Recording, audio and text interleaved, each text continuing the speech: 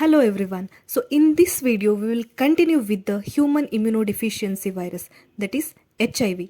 So in the last video we had already studied about the morphology of HIV. So today we will continue with the pathogenesis of HIV. So to begin with, the modes of transmission of HIV, or how the HIV virus transmits from one person to another person. The most common mode of transmission of HIV is sexual mode. So following unprotected sexual contact with the infected individual, the healthy person can acquire this infection. So this is the most common mode, but the risk of transmission is minimal, that is 0.1 to 1% per coitus. Even though this sexual contact is the most common mode, risk of transmission is minimal, whereas the second type of transmission is blood transfusion, which is least common mode of transmission, but the risk of transmission is maximum here, that is 90 to 95%. So we already know that HIV is a bloodborne pathogen. It transmits through the blood. So following blood transfusion with the infected individual, almost it is confirmed that the virus, if it is present, transmits to the recipient from the donor's blood. So why it is least common mode of transmission? Because all the blood which is donated by the donor to the recipient will be screened for the bloodborne pathogens in the blood banks. So if it is found positive for HIV, it will be immediately discarded. So it is least common mode. But in case if it is transfused to the patient or recipient by mistake, the risk of transmission is maximum here. And next mode of transmission is percutaneous or mucosal transmission. So needle stick injury, which is mainly in the healthcare individuals, or injection drug abuse. So if the drug addicts are sharing the same needle among them, if one person is infected with the HIV, then through the needle it can transmit to other individuals also. And sharing the razors or tattooing or splashes on the infected blood on eyes, these are some of the less common modes of transmission. Next one is perinatal mode. So about 20 to 40% of the risk of transmission is there in this mode, like perinatal mode or vertical mode of transmission, which means transmission of the infection from the infected mother to the fetus. So this transmission can occur at any stage during pregnancy or breastfeeding. So this HIV can also transmit through breast milk to the baby. So these are some of the modes of transmission of HIV, which includes sexual mode, blood transfusion,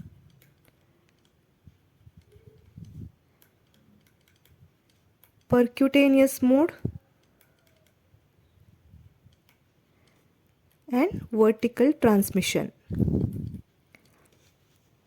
And next, coming to pathogenesis of HIV. So we already know the envelope of HIV virus contains two main proteins, that is glycoprotein 120 and glycoprotein 41, which plays very important role in pathogenesis of this virus. So HIV, it has to infect the blood cells, right? So mainly it attacks the CD4 T lymphocyte, or also it can affect the macrophages.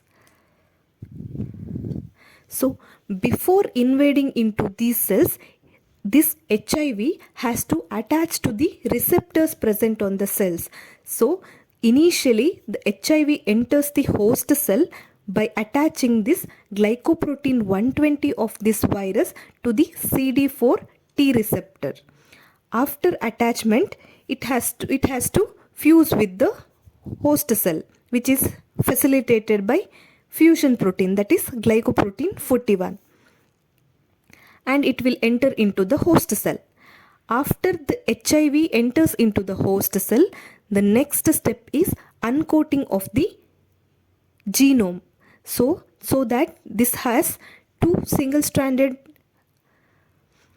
identical RNAs, right? So this uncoating of the HIV genome occurs, which results in the release of 2 copies of single-stranded RNA, and these RNA molecules has to be converted into complementary DNA, double-stranded complementary DNA by the enzyme that is reverse transcriptase, which plays very important role here. So why this step is required? Since human genome has double-stranded DNA and this RNA has to be converted into DNA to combine with that of the human DNA, and which is facilitated by the enzyme reverse transcriptase. So after the synthesis of complementary double-stranded DNA, this DNA molecule, it is integrated into the genome of infected cells of the human, which is done by enzyme integrase, and then it causes latent infection in the infected individual, resulting in rupture of the host cell, and finally it causes immunodeficiency in the individual, as well as finally it ends up in development of acquired immunodeficiency syndrome. So this is the pathogenesis of virus. So initially the virus has to attach to the host cell receptor, which is facilitated by glycoprotein 120. Next step is fusion, which is facilitated by glycoprotein 41. After that, virus enters into the cell and uncoating of the viral genome occurs, resulting in release of 2 identical copies of single-stranded RNA. Now the RNA has to be combined, this nucleic acid has to combine with that of the human DNA. So the RNA are converted into, synthesized into DNA, complementary double-stranded DNA, which is facilitated by an enzyme called reverse transcriptase. So this synthesized complementary DNA molecules integrated into the genome of this infected cell by enzyme integrase, and then it causes latent infection, which remains latent for certain period of time or years. Then it results in rupture of the host cell. Finally it results in development of acquired immunodeficiency syndrome. So next, coming to clinical features of HIV. So in brief, I'll explain the 5 stages of HIV or AIDS. So first stage is acute HIV infection. So as soon as a person gets the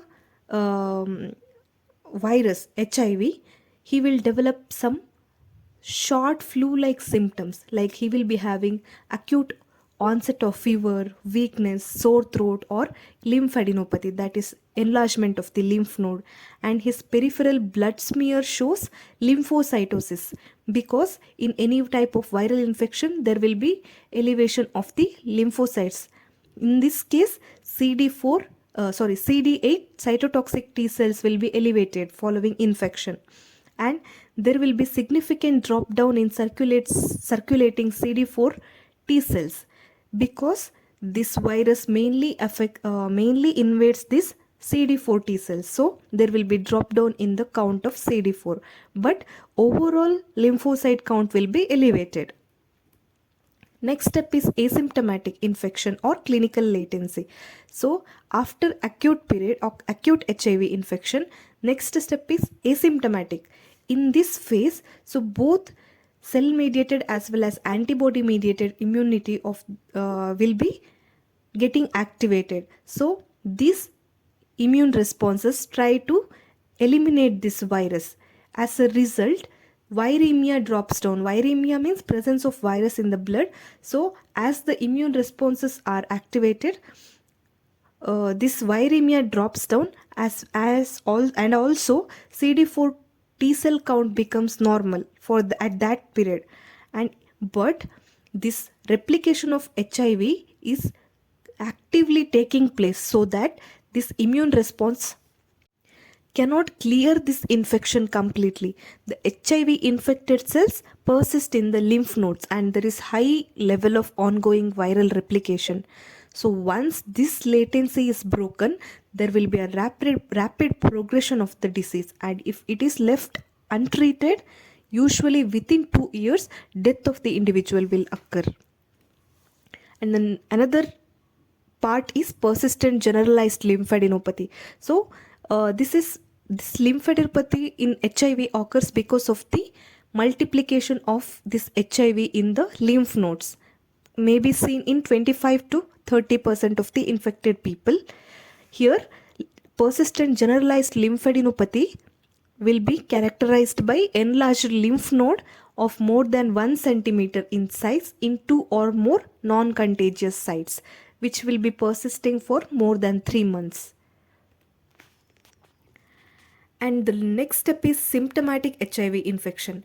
After the period of clinical latency, there will be immediately decrease in number of CD4 T cell count, and patient develop constitutional symptoms like unexplained diarrhea lasting for more than 1 month. He may be having severe weight loss, weakness, feeling malaise, night sweats, or development of mild opportunistic infections, etc. And finally, the fifth stage is AIDS. So, gradually the patient moved towards the advanced end stage of HIV infection, which is characterized by there will be rapid fall in CD4 T cell count. There will be high viral load in the blood. Lymphoid tissue will be totally replaced by fibrous tissue, and the person or the patient develops various opportunistic infections, and there may be development of neoplasias or direct HIV induced manifestations such as HIV encephalopathy. This may be seen.